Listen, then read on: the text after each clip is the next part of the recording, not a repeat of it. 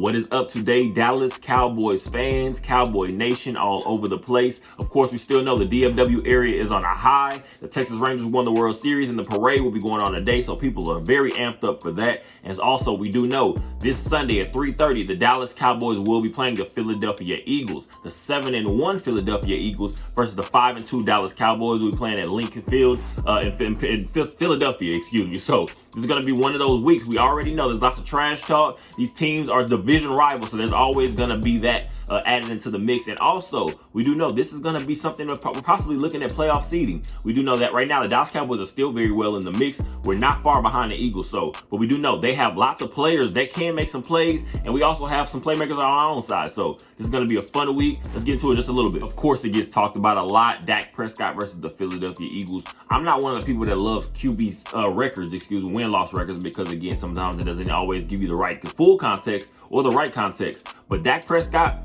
led teams are now 8-3 against the Philadelphia Eagles in his career. We remember the last game.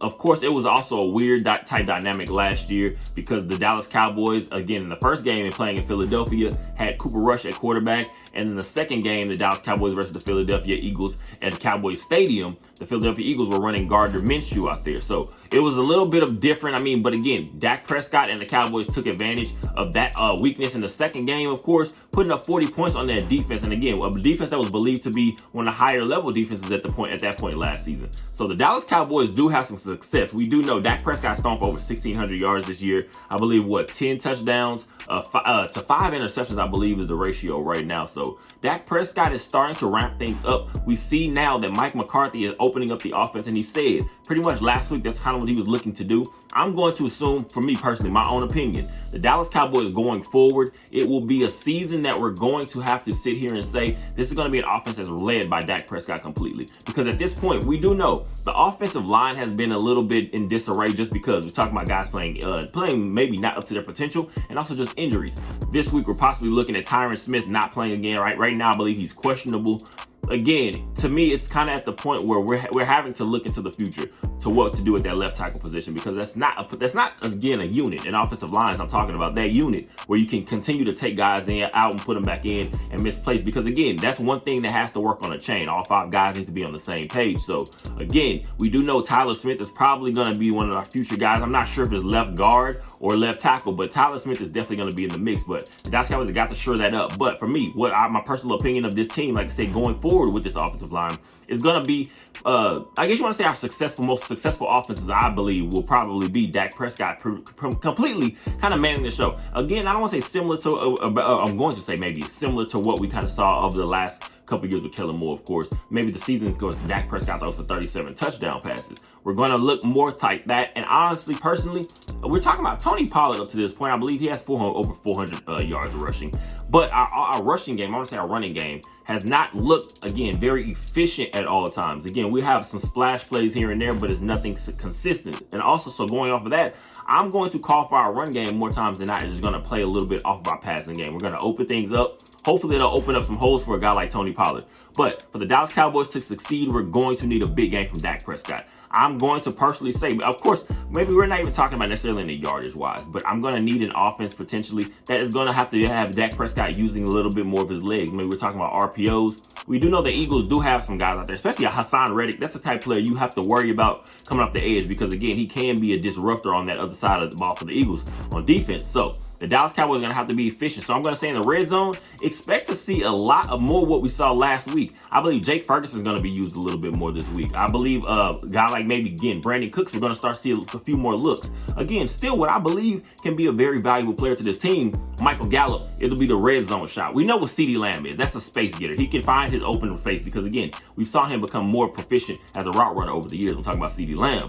But Michael Gallup himself, again, at this point, his biggest threat for this team is going to be, I'm going to say, in the goal line. That's going to be our red zone territory. The back shoulder fades, the jump balls, Michael Gallup has shown he can be very, very efficient and successful on those jump balls, 50-50 type balls. So I'm going to hope that this is one of those weeks we're going to get one of those crazy games from Dak Prescott, because again, this is going to be a perfect opportunity for the Cowboys to show. And again, I want to talk about the entire league, but especially the NFC, that they are a team to be reckoned with. So of course, in this game, talking about QB battles, again, Dak Prescott in his career versus the Eagles, 8-3 record as a team. Again, the team led by Dak Prescott, thrown for over 2,700 yards, 19-8 touchdown to interception ratio, over 67 and believe over 67% completion percentage for Dak Prescott. So that obviously means on the other side, we're going to have to talk about a guy like Jalen Hurts. We do know up to this point, we're talking about, I believe he had 13 touchdown passes, another 6 on the ground, and I believe over 200 yards rushing also. So you know Jalen Hurts, every time the Dallas Cowboys play Jalen Hurts, or any team in the league for that matter, when you're worried about Philadelphia Eagles, you're going to have to consistently be able to worry about Jalen Hurts getting out of the pocket. We see what he's been able to do in his early career against pressure. When things start to break down, or just someone's not open downfield, or I guess one of his first, second few reads, you see Jalen Hurts has not ever been scared to take off, get those needed yards, and get out of bounds, get down, whatever it is, just keep the drives rolling. So the Dallas Cowboys are going to have to worry about that. We do know Jalen Hurts is dealing with a little bit of an injury. I'm not sure if it's a knee injury or something like that right now. I don't believe it's anything crazy serious, but again, maybe that'll kind of hamper them a little bit in that aspect. But they do have a guy like DeAndre Swift. The running game for them is going to be very big, because again, it's going to open up more times than not what they have on the outside. We do know a guy like Dallas Goedert playing in the tight end position. That's always a guy to worry about. We know the former Heisman winner, Devontae Smith, out there and playing one receiver, the outside receiver. And on the other side, of course, A.J. Brown on this tear. I believe he now has the record for most 125-yard receiving yard games in a row consecutively. We do know already over 900 yards receiving. So we know what A.J. Brown is going to be. He's going to be a very, very serious issue for this secondary. We know what Deron Bland has been over the last couple weeks. I'm going to say more so, because last week, again, another pick six, I believe, leads the league. 3 pick 6 interception returns for touchdowns already on this early season. Not DeAndre Swift. Think about DeAndre Swift, excuse me. Going back to Deron Bland. When you're talking about Deron Bland, we're going to have to put him in situations where he's able to make plays. I'm going to believe in this game. We do know the threat that, again, Devontae Smith downfield can be, but I'm going to say A.J. Brown. That's probably going to be a guy that we're going to look to bracket a little bit. So maybe having Malik Hooker over the top, just keeping an eye on them, multiple, because A.J. Brown is one of those game breakers. Of course, we know Devontae Smith, he's a weapon within his own right, but A.J. Brown, to me, that's the one that kind of sets the tone. He's a big, physical, fast receiver. And again, tough catches. We're talking about, we've seen him many times already making plays downfield. And Jalen Hurts is not scared to let either of those playmakers especially get their opportunity. So if you see one-on-one coverage, I believe, of course, Jalen Hurts is going to take as many chances, whether it's a Deron Bland, whether it's a Stephon Gilmore, whether they find Jordan Lewis in certain situations. We know, again, the Eagles like to use a lot of motion move guys around. So we're going to have to be very keyed in. Guys like J-Ron Hurst are going to have to be huge, again, on the interior. I'm going to say that center field kind of position, midfield, because, again, Dallas Goedert is going to be a weapon. And, again, potentially, especially when we're talking about getting to the red zone, this is going to be one of those games I'm expecting Dan Quinn to play. Again, you want to play aggressive, but you cannot play aggressive over the fact, again, where you're kind of finding yourself out of place, because, again, the Eagles will take advantage.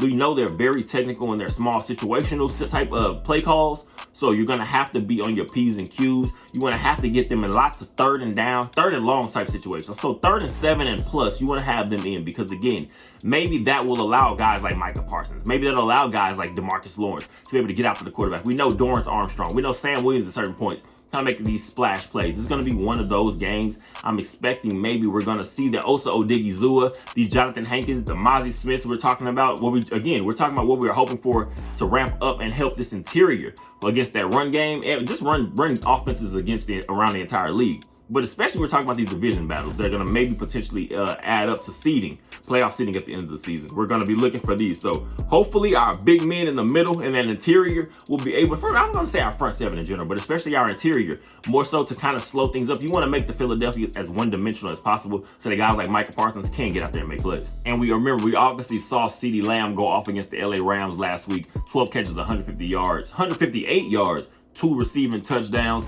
He has found himself to have some success against the Eagles again over this his career. I'm saying 6 games, CeeDee Lamb has 4 touchdown catches. So especially we're looking at him more, especially obviously we're not having guys like Amari Cooper that we had in the recent years when we're kind of finding ourselves in these matchups. So CeeDee Lamb now again as the bona fide number 1, and we saw him get off a little bit last year also. He is going to be that guy that we're going to, again, you have to feed CeeDee Lamb early. He's one of those players I kind of like give to the likeness of like a Dez Bryant. Is kind of momentum builders, I guess. He has that kind of a personality. They kind of just impact on the field. You get them involved early, they're going to start talking, they're going to get into it. That does nothing but boost everybody else around you. So we have got to get CeeDee Lamb very involved as early as possible. Again, when you have these playmakers, keep it simple. You don't have to overthink it. Of course, you want to switch it up. You want to give different looks. You want to have different guys getting involved. Again, that's what we're talking about your Brandon Cooks. You're talking about your guys like Jake Ferguson. You're talking about, again, we saw Luke Schoonmaker make a nice catch last week. So again, you're talking about getting some of these other guys involved in the mix, but you have got to feed your playmaker. CeeDee Lamb is going to be big. We're going to have to continue to feed him as the season goes on. Get the ball to Tony Pollard more on the outside. Like I said, again, I felt we used a lot of our time, again, especially with this O-line. The offensive line has been a little shaky. We found ourselves kind of force feeding Tony Pollard at times. It feels like just to get him his carries. Use him in space. That's what Tony Pollard is most dangerous. And then what that will do is soften up some of those, I guess you want to say, more inner runs. And that's when you get a guy like a Rico Dowdle, who we see is a tough, ferocious type runner, intense runner. So we have many guys that we can use against the Philadelphia Eagles. We do know the weapons and the playmakers they have. Again, someone on that defensive side. They have defensive tackles Jordan Davis, now in his 2nd year out of Georgia, finding his footing. I believe he already has 4 sacks. We're talking from the interior. Again, we know Jalen Carter somehow slipped all the way down. Of course, we know the different issues that, again, pre-draft type things. But for a guy like Jalen Carter to be able to join that Eagles defense, we're going to have to be ready because, again, you have Darius Slay. That Eagles secondary, to me, that's their weakness right now. But again, you still have guys like Darius Slay that can make plays here and there. But I want to see Mike McCarthy. I want to see Dak Prescott. I want to see Brian Schottenheimer come up with a plan to attack that secondary as much as possible as early as we can, so that hopefully we can kind of find ourselves in a comfortable setting in this game where we can kind of coast off to a win. So hopefully we'll see that the Dallas Cowboys come out there ready, because again, this will be a game the Cowboys can actually show that they're ready. They're a serious team and will be a force come playoff time. It's a long season. As Cowboys fans, we know it's a long roller coaster ahead of us. So as always, I appreciate you guys. Go ahead and like, comment, subscribe. Definitely comment and definitely boost those likes up. It helps the channel grow. And as always, go Cowboys.